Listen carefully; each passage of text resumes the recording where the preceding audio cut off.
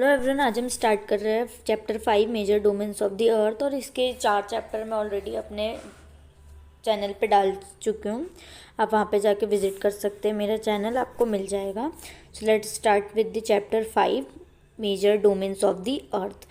As you have read in the first chapter, the earth is the only planet which has life. Human beings can live here because the life sustaining elements of land, water, air are present on the earth. तो जैसे कि हमने पिछले chapter में पढ़ा था कि जो अर्थ है वो सिर्फ एक ऐसा प्लैनेट है, एक लौता प्लैनेट है जहाँ पे हम लोग सर्वाइव कर सकते हैं, क्योंकि यहाँ पर एलिमेंट्स पाए जाते हैं like land, water and air, और इसके बिना हम सर्वाइव नहीं कर सकते। तो the surface of the earth is a complex zone in which 3 main components of the environment meet, overlap and interact. तो जो अर्थ है वो एक ऐसा इन्वायरमेंट है यहाँ पर जो जिसमें lithosphere, atmosphere, hydrosphere and biosphere जो एलिमेंट्स है ये इंटरेक्ट करते हैं, ओवरलैप होते हैं और मीट करते हैं। तो ये एक ऐसा कॉम्प्लेक्स जोन है। एंड फिर हम जानते हैं कि लिथोस्फीयर क्या होता है, जो कि फर्स्ट डोमेन ऑफ द अर्थ है। ये एक सॉलिड पोर्शन है जिस पे कि हम अर्थ पे जो हम रहते हैं ना, जिस लेयर पे हम रह रहे हैं, दैट इज़ लिथोस्फीयर। तो एक ये ऐसा सॉलिड पोर्शन है which we live on earth, so that is lithosphere. फिर एटमॉस्फेयर, एटमॉस्फेयर है जो कि गैसियस लेयर से बना हुआ है, दैट सराउंड अर्थ, जो कि अर्थ को चारों तरफ से सराउंड करता है, दैट इज़ एटमॉस्फेयर। और यहाँ पर गैस है like oxygen, nitrogen, carbon dioxide and other gases are found. तो यहाँ पे और भी कुछ गैसेस मिलती है। और जो एटमॉस्फेयर है ना, ये हमारी अर्थ को क्या करता है, प्रोटेक्ट करता है सन रेज से, जिसके बारे में हम आगे और डिटेल में पढ़ेंगे।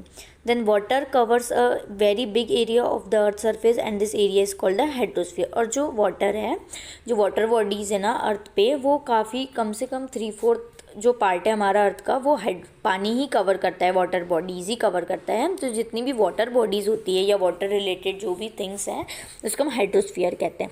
इसके बाद में hydrosphere comprises water in all its forms, that is ice, water and vapour. और ये किसके किसके फॉर्म में पाया जाता है, ice, water and water vapour. Then biosphere क्या होता है, it is the narrow zone where we find land, water and air together. Biosphere एक ऐसा नैरो जोन है जहाँ पे हम लैंड, वाटर और एयर को साथ में पाया जाता है, ठीक है, जो कि ये सारे एलिमेंट्स लाइफ को कंटेन करते हैं और बहुत इंपॉर्टेंट है सर्वाइवल के लिए। इसके बाद में हम आ जाते हैं लिथोस्फीयर पे, जो कि एक सॉलिड पार्ट ऑफ द अर्थ है जिसको हम लिथोस्फीयर कहते हैं। और ये चट्टानों से मिलकर बना होता है अर्थ क्रस्ट पर। और जो अर्थ क्रस्ट है वो एक बहुत थिन लेयर ऑफ सॉइल है जो कंटेन करता है न्यूट्रिशेंट एलिमेंट्स विद सस्टेन ऑर्गेनिज्म। जो अर्थ क्रस्ट है उस पर क्या बोलते हैं, तो जितने भी ये अपने न्यूट्रिएंट एलिमेंट्स हैं ये बहुत इंपॉर्टेंट है ऑर्गेनिजम्स के लिए। ऑर्गेनिजम्स लाइक प्लांट्स, एनिमल्स, ये जो भी होते हैं इन सबको हम ऑर्गेनिज्म कहते हैं, ठीक है। देन इसके बाद में 2 main divisions of the earth surface, जो कि the large landmass are known as the continents, जिसमें कि अर्थ जो है वो 2 मेन डिवीजन में अर्थ सरफेस को डिवाइड किया गया है। जिसका फर्स्ट है लैंडमास, जिसको हम कॉन्टिनेंट्स कहते हैं, and the huge water bodies like ocean basins. और जो वाटर बॉडीज़ होती है बहुत बड़ी बड़ी, जैसे कि ओशियन, ठीक है। तो ये 2 पार्ट है जिसको हमने डिवाइड किया अर्थ सरफेस को। First is continent and second is ocean basins. Then all the ocean of the world are connected with one another. जितने भी दुनिया में जितने भी ओशियंस हैं ना वो एक दूसरे से कनेक्टेड हैं। और इसके बाद में जो लेवल ऑफ सी वाटर है remains the same everywhere. Elevation of land is measured from the level of the sea which is taken as 0। तो जो भी हम सी लेवल से हम क्या करते हैं, एलिवेशन को मेजर करने स्टार्ट करते हैं, तो हम जो सी है ना उसका जो हम मानते हैं वो 0 से स्टार्ट करते हैं हम लेवल। तो उसको 0 एज्यूम करा है हमने, और वहाँ से हम जितना भी और ऊंचा जितना भी ऊंचा जाते जाएंगे उसका हाइट बढ़ती जाएगी। तो हम हाइट मेजर करना स्टार्ट करते हैं सी लेवल से। उसके बाद में ये आपको यहाँ पे वर्ल्ड के कॉन्टिनेंट्स दिए हैं। जो डार्क येलो है वो साउथ अमेरिका, ये जो पिच कलर है ये North America, then purple is Europe, then Asia is light yellow, then light green is Africa, and जो पिंक सा दिया हुआ है ये ऑस्ट्रेलिया है। और इसमें आपको ये भी दिया है Pacific Ocean, then Atlantic Ocean and Indian Ocean. और सिर्फ एक इंडियन ओशियन ऐसा है जो कि इंडिया के नाम पर एक कंट्री के नाम पर बना गया है, ठीक है। पैसिफिक ओशियन बहुत लार्जेस्ट ओशियन है। इसके बाद में ये जो 7 कॉन्टिनेंट्स है इसमें सबसे बड़ा एशिया है। Asia is the biggest continent of the world. और यहाँ पे आपको दिख रहा है कि यूरोप और एशिया का जो लैंडमास है ना वो एक दूसरे से कनेक्टेड है, बट इसको यहाँ पे एक यूरेल माउंटेन करके आपको दिख रहा होगा, वो क्या करता है इसके लैंडमास को अलग अलग करता है और हमें इसको डिफ्रेंशिएट करने में हेल्प करता है इसकी बॉर्डर को, ठीक है। अदरवाइज तो आप कंफ्यूज हो जाओगे कि यूरोप कहाँ है और एशिया कहाँ पर है। इसके बाद में हम आ जाते हैं the highest mountain peak Everest is 8848। तो यहाँ पे आपको highest mountain peak Mount Everest की जो हाइट है वो दी है यहाँ पर 8848 metres above the sea level. और इसको हम कहाँ से मेजर करते हैं? सी लेवल से। और जो ग्रेटेस्ट डेप्थ है वो कहाँ पर है? 11022 metres is recorded at Mariana Trench in the Pacific Ocean. Pacific Ocean में एक मेराइना ट्रेंच है जो कि अर्थ का बहुत डीपेस्ट पार्ट है और उसका ये हाइट है यहाँ पर। इसके बाद में आप देख लो ये जो ब्लू वाले बॉक्सेस में क्या दिया है, इसमें काफ़ी इंपॉर्टेंट फैक्ट दिए होते हैं जो कि आपको पढ़ना चाहिए, आपके जनरल नॉलेज के लिए बहुत इंपॉर्टेंट होते हैं। Edmund Hillary and Tenzing Norgay जो ये जो है इनने न्यूजीलैंड और इंडिया के ऐसे पहले मैन हैं जिनने माउंट एवरेस्ट पर चढ़ाई को क्लेम किया था। ये चढ़े थे, इस पर इन्होंने कंप्लीट किया था। और अर्थ में कब? 29 मई को 1953 में।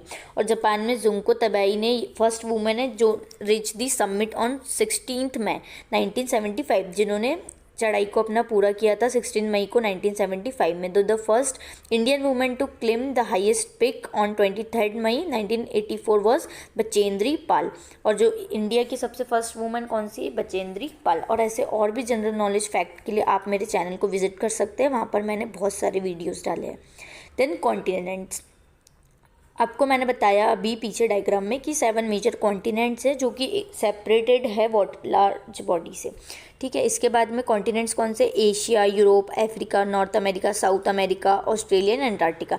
एंड थ्रू दी मैप आपको पता होना चाहिए कि इनकी लोकेशन कहाँ पर है और आपको लोकेशन वाइज ये याद होने चाहिए। इसके बाद में और आपको नोटिस करना है कि look at the map of the world figure 5.1 and notice that the greater part of the land mass lies in the northern hemisphere। जो greater part of the land mass है वो लाई करता है नॉर्दर्न हेमिस्फीयर में, मतलब southern hemisphere में तो ज़्यादातर वाटर बॉडीज ही है, ठीक है। Then Asia is the largest continent. जो एशिया है वो largest continent of the world है और ये कवर करता है 1/3 of the total land area of the earth, मतलब 1/3 पार्ट तो इसका एशिया ही कवर कर ले रहा है अपने अर्थ का। इसके बाद में जो कॉन्टिनेंट है वो ईस्टर्न हेमिस्फीयर में लाई करता है और जो टॉपिक ऑफ कैंसर है वो भी इस कॉन्टिनेंट के थ्रू पास होती है। और एशिया जो सेपरेट किया गया है यूरोप से, मैंने आपको डायग्राम में भी बताया था, यूरल माउंटेन के थ्रू इन दोनों को सेपरेट किया गया है। और एशिया और यूरोप को साथ में मिला के क्या बोलते हैं? यूरेशिया। फिर जो यूरोप है वो स्मॉलर है थोड़ा सा एशिया से, थोड़ा सा छोटा है ये कॉन्टिनेंट। और जो कॉन्टिनेंट है ये वेस्ट एशिया में लाई करता है और आर्टिक सर्कल भी इससे पास होकर गुजरता है और ये वाटर बॉडीज से 3 साइड से बाउंडेड है। इसके बाद में अफ्रीका जो कि सेकेंड लार्जेस्ट कॉन्टिनेंट है आफ्टर एशिया, इक्वेटर भी। देन द इक्वेटर और 0 degree latitude runs almost through the middle of the continent. और अफ्रीका के बीचों बीच से इक्वेटर जो है वो गुजरता है। और a large part of Africa lies in the northern hemisphere, और ये नॉर्दर्न हेमिस्फीयर में लोकेटेड है जो कि आपने फिगर 5.1 में देखा होगा, ठीक है। और इसमें से ट्रॉपिक ऑफ कैंसर भी गुजरता है, इक्वेटर भी गुजरता है और ट्रॉपिक ऑफ कैप्रिकॉन भी पास होता है। तो ये एक ऐसा सिर्फ एक लौता कॉन्टिनेंट है जहाँ से ये तीनों Tropic of Cancer, equator and Tropic of Capricorn pass करते हैं। देन द सहारा डेजर्ट जो है वो वर्ल्ड लार्जेस्ट हॉट डेजर्ट है जो कि ये भी अफ्रीका में ही है। और the continent is bound on all side by ocean and seas. और ये जो कॉन्टिनेंट है ये चारों तरफ से बाउंडेड है ओशियन से और सी से। इसके बाद में वर्ल्ड लार्जेस्ट जो रिवर है Nile river which also flows in Africa, ये भी अफ्रीका में ही बहती है और अफ्रीका में ही है ये नाइल रिवर। और the Tropic of Cancer and the Tropic of Capricorn pass in the map of Africa. And Tropic of Capricorn and Cancer आपको मैप में आप नोटिस करोगे, आपको दिख जाएगा कि ये पास होके गुजरती है कहाँ से? अफ्रीका से ही।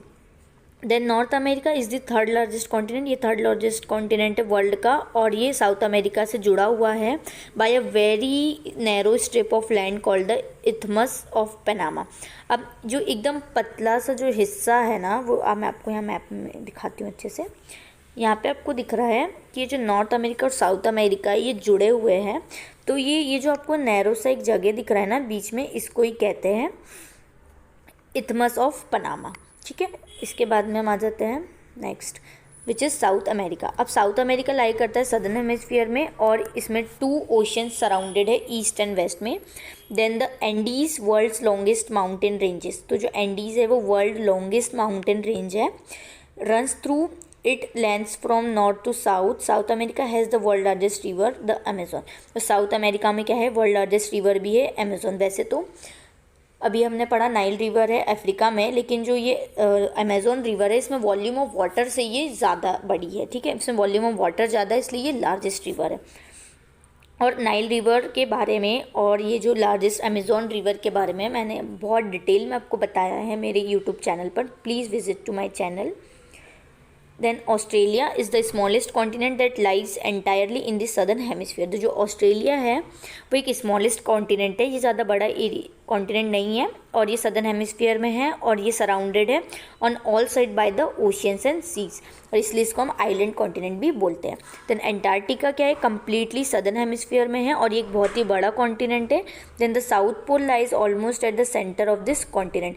जो साउथ पोल है वो लाई करता है एकदम सेंटर इसके कॉन्टिनेंट में, ठीक है। और एंटार्क्टिका क्या है, बहुत ही कोल्ड और बहुत ही ठंडा कॉन्टिनेंट है। As it is located in the south polar region, क्यों, क्योंकि ये साउथ के पोलर रीजन में लोकेटेड, और पोलर रीजन तो आपको पता ही है कि कितने ही ठंडे होते हैं। It is permanently covered with thick I sheets, और ये बहुत हम अक्सर ये आई शीट से ढका हुआ होता है क्योंकि ऑब्वियसली यहाँ पर ठंडे ही है तो यहाँ पर आइस तो होगी। Then there are no permanent human settlements, और यहाँ पे कुछ भी ह्यूमन सेटलमेंट परमानेंट नहीं है। और कैसे होगा, क्योंकि यहाँ पर इतना ठंड है तो ये बहुत मुश्किल है कि वहाँ पर ह्यूमन बींग सर्वाइव कर सके। Then many countries have research station in Antarctica and India also. तो जो बहुत सारी कंट्रीज़ का यहाँ पर रिसर्च सेंटर है, लाइक इंडिया का भी है यहाँ पर, Maitri and Dakshin Gangotri. You have to know this, आपको पता होना चाहिए, ये बहुत इंपॉर्टेंट है। देन हाइड्रोस्फीयर, हाइड्रोस्फीयर क्या है, हम इसको पढ़ते हैं। The earth is called the blue planet. Earth को हम ब्लू प्लैनेट बोलते हैं, क्यों, क्योंकि यहाँ पर 70% जो अर्थ है वो कवर्ड है वाटर बॉडीज से एज वेल एज वाटर से, एंड 29% इज़ विथ लैंड, और 29% ये लैंड से कवर है। देन हाइड्रोस्फीयर जो होता है वो कंसिस्ट करता है all its form of water as running water in oceans and river in lakes, like oceans and rivers and lakes. तो ice in glaciers, then underground water also, then जो water vapour है in atmosphere, ये सब कुछ मिला के हमारा 71% of the earth covered है वाटर से। Then 97% of the earth water is found in a ocean and is too salty for human use. 97% जो अर्थ का वाटर है ना वो तो हमको ओशियंस में ही मिल जाता है, but it is so salty, तो इतना सॉल्टी होने के कारण ये ह्यूमन के यूज़ का नहीं है। And a large proportion of the rest of the water is in the form of I sheets and glacier, और जो कुछ बचा हुआ पार्ट है ना वाटर का वो आई शीट्स के फॉर्म में है, कुछ ग्लेशियर्स के फॉर्म में है और कुछ ग्राउंड वाटर के फॉर्म में है। और small percentage is available as fresh water for human, सिर्फ कुछ ही % हमारे लिए अवेलेबल है। हालांकि इसको कहते हैं तो ब्लू प्लैनेट है, पर हमारे लिए बहुत ही कम वाटर है जो कि हम यूज़ करते हैं, वो बहुत कम बचा है, इसलिए हमें बर्बाद नहीं करना चाहिए पानी को, जितना यूज़ है उतना ही हमें इंपॉर्टेंट है उतना ही यूज़ करना चाहिए। Then oceans are the major part of hydrosphere. अब जो ओशियंस है वो इसके हाइड्रोस्फीयर के मेजर पार्ट्स हैं जो कि इंटरकनेक्टेड होते हैं आपस में, और जो ओशियन है वाटर आर ऑलवेज मूविंग, इसका पानी क्या होता है हमेशा मूव करता है। और इसके 3 chief movements of ocean water से, like waves, tides and the ocean currents, इन तीनों को मैंने डिटेल में पढ़ाया है, आप मेरे चैनल को विजिट कर सकते हैं। Then 5 major oceans are the Pacific Ocean, the Atlantic Ocean, Indian Ocean and the Southern Ocean and the Arctic Ocean in order of their size। ये आपको साइज में दिए हुए यहाँ पे, और ये 5 मेजर ओशियंस है, और इसमें से जो पैसिफिक ओशियन है वो बहुत बड़ा ओशियन है। Then the Pacific Ocean is the largest ocean, as I said that Pacific Ocean is the largest ocean. It is spread over 1/3 of the earth. Mariana Trench, the deepest part of the earth, जो deepest part of the earth Mariana Trench, जैसे कि मैंने आपको पहले भी बताया, ये Pacific ocean में लाई करता है। The Pacific ocean is almost circular in shape, और इसका जो शेप है वो सर्कुलर है। Then Asia, Australia, north and south America surrounded, ठीक है, और ये इन सब कॉन्टिनेंट से चारों तरफ से सराउंडेड है। Then look at the map and find out the location of the continents around the Pacific Ocean। फिर अटलांटिक ओशियन जो है वो सेकंड लार्जेस्ट ओशियन है वर्ल्ड का। इसके बाद में इसका जो शेप है वो एस शेप का है, और it is flanked by the north and south Americas on the western side. Flank मतलब घिरा हुआ, तो ये जो अटलांटिक ओशियन है ये नॉर्थ और साउथ अमेरिका का वेस्टर्न साइड से घिरा हुआ है, and Europe and Africa on the eastern side, और यूरोप में ईस्टर्न साइड इसका अफ्रीका और यूरोप के थ्रू घिरा हुआ है। Then the coast line of Atlantic ocean is highly indented. जो कोस्ट लाइन है ना, कोस्ट लाइन मतलब जो तटीय रेखा होती है हमारी, उसको हम कोस्ट लाइन बोलते हैं, जो कि इसकी बहुत एड़ी टेढ़ी इंडेंटेड मतलब टूटी फूटी सी है, तो क्या होता है इसकी वजह से यहाँ पर irregular intended coastline provide ideal location for natural harbours and ports. अब यहाँ पे नेचुरल बिजनेस करने का इनको एक बहुत अच्छा वो मिल जाता है और मौका, और इसके साथ साथ यहाँ पे पोर्ट्स भी बनाए जाते हैं बहुत सारे जो कि ट्रेड में हेल्प आते हैं। Then from the point of view of commerce it is the busiest ocean. Point of view of commerce, हम कॉमर्स के ट्रेड के थ्रू देखेंगे तो ये it is the busiest ocean of the part है, ठीक है। फिर बहुत ज़्यादा बिजिएस्ट ओशियन है ये, क्योंकि यहाँ पर Indian Ocean is the only ocean named after a country that is India. The shape of ocean is almost triangular. और जो इंडियन ओशियन है कि ये ऐसा मात्र एक ओशियन है जो कि इंडिया के नाम पर रखा गया है, और इसका जो shape of ocean is almost triangular, और ये भी ट्रायंगुलर है। जैसे कि अपना इंडिया ट्रायंगुलर शेप का है वैसे ही इंडियन ओशन भी ट्रायंगुलर शेप का ही है। और नॉर्थ में it is bounded by Asia, in the west by Africa and in the east by Australia. और ये एशिया से भी बाउंडेड है नॉर्थ में, और वेस्ट में अफ्रीका से, और ईस्ट में ऑस्ट्रेलिया से। आप मैप में जाके देख सकते हैं। Then the Southern Ocean encircles the continent of Antarctica and extends northward to 60 degree south latitude. Then the Arctic Ocean is located within the Arctic Circle. और जो आर्टिक ओशन है ना वो आर्टिक सर्कल में located है, और इसको north pole से सराउंडेड है, और connected with Pacific ocean by a narrow stretch of shallow water bodies. अब क्या दिया है यहाँ पर, और ये it is connected with Pacific ocean, और ये पैसिफिक ओशन से कनेक्टेड है by a narrow stretch of shallow water known as Bering Strait. ये जो नैरो स्ट्रेच है एक, उसका नाम क्या है, बेरिंग स्ट्रेट, जो इनको कनेक्ट करता है। And it is bound by northern coast of north America and Eurasia. और ये also bounded by the northern coast से बाउंडेड है, नॉर्थ अमेरिका से एंड यूरेशिया से। इसके बाद में आ जाते हैं हम यहाँ पे एटमॉस्फेयर में, और ये आपने यहाँ पर देखा इंडेंटेड कोस्ट लाइन का यहाँ पे डायग्राम दिया हुआ है कि कैसी टेढ़ी मेढ़ी कोस्ट लाइन है यहाँ पे, ठीक है। इसके बाद में हम आ जाते हैं एटमॉस्फेयर पे। The earth is surrounded by a layer of gas called the atmosphere. अब जो अर्थ है वो सराउंडेड है एक लेयर से जो कि गैसेस से बनी हुई है, दैट इज़ एटमॉस्फेयर, जो कि एक थिन ब्लैंकेट है एयर का, जो कि इंटीग्रल एंड इम्पॉर्टेंट एक्सपेक्ट है हमारे प्लेनेट का। बहुत ज़रूरी है ये, क्योंकि ये हमको सन रेज से प्रोटेक्ट करता है हार्मफुल रेज से। फिर जो एटमॉस्फेयर है उसकी हाइट है 1600 किलोमीटर। देन जो एटमॉस्फेयर है वो डिवाइडेड करता है 5 लेयर्स में। इसका कंपोजिशन होता है 5 लेयर्स से मिलके, और टेम्परेचर और प्रॉपर्टीज से मिलके, like troposphere, stratosphere, mesosphere, thermosphere and exosphere. ये लेयर्स से मिलकर बनता है एटमॉस्फेयर, और इसमें नाइट्रोजन पाई जाती है, ऑक्सीजन पाई जाती है, और 99% of clean and dry air.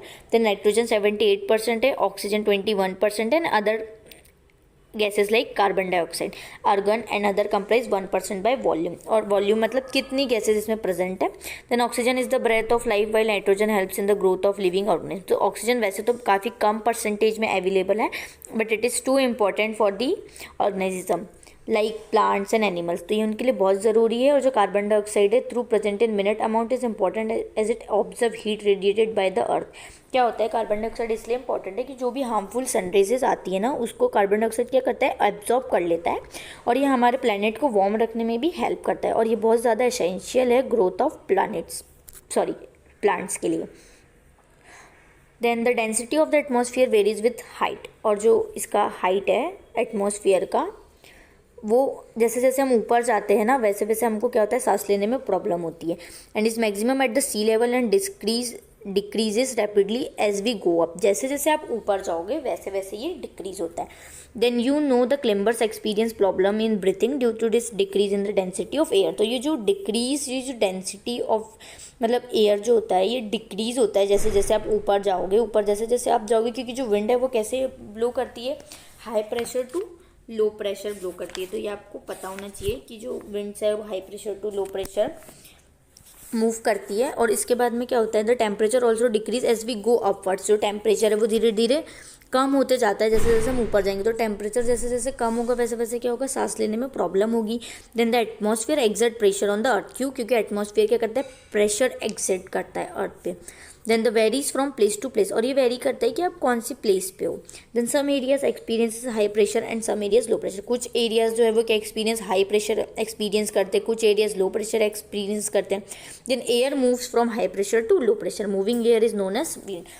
तो ये जो मूविंग एयर है, जो ये एयर मूव करती है high pressure to low pressure, that is wind. So it is important definition, you must know that. Biosphere the domain of life, that is our last part of the video and last topic, the biosphere. आप देख सकते हो यहाँ पे कितना प्यारा सबको diagram दिया है, यहाँ पे सब कुछ समझाया है। एटमॉस्फेयर कहाँ पर है, ऊपर साइड में। देन लिथोस्फीयर ये जो लेयर है जहाँ पर हम सब रहते हैं, बायोलॉजिकल जो भी एक्टिविटीज़ होती हैं। देन हाइड्रोस्फीयर ये जो वाटर बॉडीज़, यहाँ पे फिश दी है आपको काफ़ी प्यारी प्यारी सी, तो ये देख लेते हैं। फिर जो बायोस्फीयर एक narrow zone of contact between land air and air, biosphere में लैंड वाटर और एयर को पाया जाता है। और ये जो जोन है ये बहुत यूनिक है, that it's unique to this planet exit, there are several, 1 minute,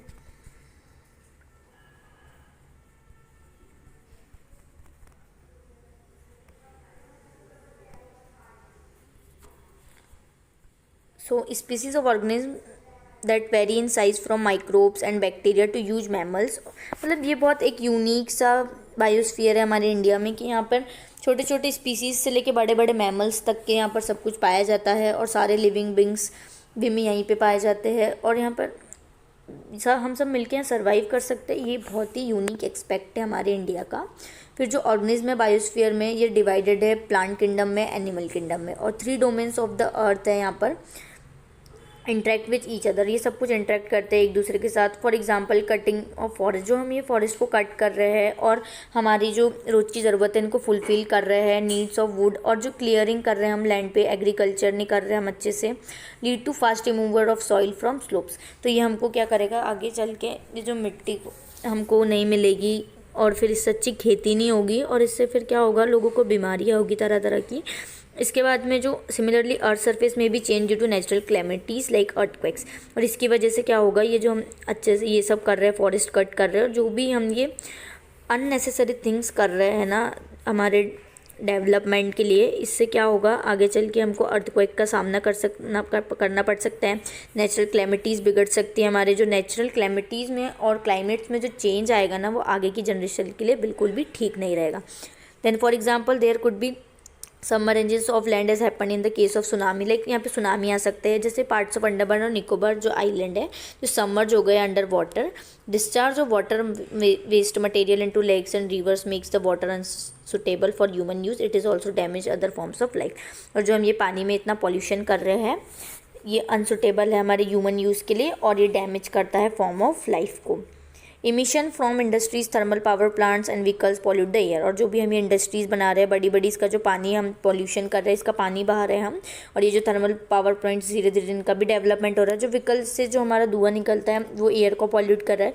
then जो कार्बन डाइऑक्साइड है बहुत इंपॉर्टेंट एयर है, हमारे एयर का पार्ट है, बहुत इंपॉर्टेंट, और हमारे लिए भी एज वेल एज प्लांट्स के लिए भी, और जितनी भी लिविंग बॉडीज़ है सबके लिए इंपॉर्टेंट है। और but increase in the amount of CO2 leads to increase in global temperature, और ये जो इंक्रीज ऑफ CO2 हो रहा है ये ग्लोबल टेम्परेचर को इफ़ेक्ट करता है, that is termed as global warming. तो ग्लोबल मतलब कि जो इंटरनेशनल लेवल पे और जो पूरी दुनिया में जो चीज़ें अफेक्ट करती है ना, सो उसको हम कहते हैं global level, and that is global warming. जो भी हमारे पूरे दुनिया में जो भी चीज़ें हो रही है, ठीक है, लाइक कोरोना जो आया था वो पूरे ग्लोबल लेवल पे आया था और इसने पूरे ग्लोबल वार्मिंग को इफेक्ट किया था। Then there is thus a need to limit the use of resources of the earth to maintain the balance of nature between the domains of the lithosphere, the atmosphere and the hydrosphere. तो हमको क्या limit करना चाहिए, use of resources को हमें limited use करना चाहिए हमारे बैलेंस को बनाने के लिए, नेचुरल बैलेंस को बनाने के लिए, और लिथोस्फीयर को और इंडिया की ये जो डोमेन्स है ना अर्थ के, और जो एटमॉस्फेयर है, हाइड्रोस्फीयर, इन सबको हमको नीट एंड क्लीन रखने के लिए और आगे के हमारा जो जनरेशन है उनके लिए ये हमको सस्टेन करके रखना चाहिए। Thank you. और ये हमारा चैप्टर यहाँ पे ख़त्म हो चुका है। और if you want NCERT solutions, please comment down below, and if you have any queries and doubts regarding this chapter, please comment down below. I will solve it. Thank you.